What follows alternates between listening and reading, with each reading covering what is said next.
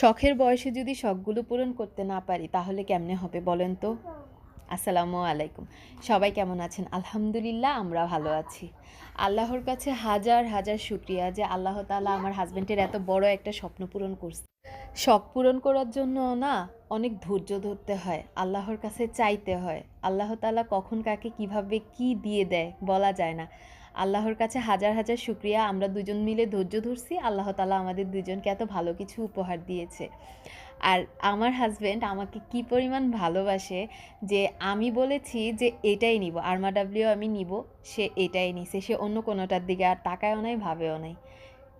যাক আমি আর কিছু বলব না। আমি খুবই এক্সাইটেড। আমি মানে বলতে পারতেছি না যে আমি আরও অনেক কথা বলতে চাইছিলাম কিন্তু আমি বলতে পারতেছি না। আমি খুবই এক্সাইটেড। আমার মতে প্রত্যেকটা মানুষের আম শখ পূরণ করা উচিত। সময় নিয়ে হলেও শখ পূরণ করা উচিত। কারণ অনেক মানে অনেক সময় পার হয়ে যাওয়ার পরে যখন দেখবেন যে আপনি আপনার শখগুলো পূরণ করতে পারছেন না তখন কিন্তু আপনার অনেক কষ্ট হবে।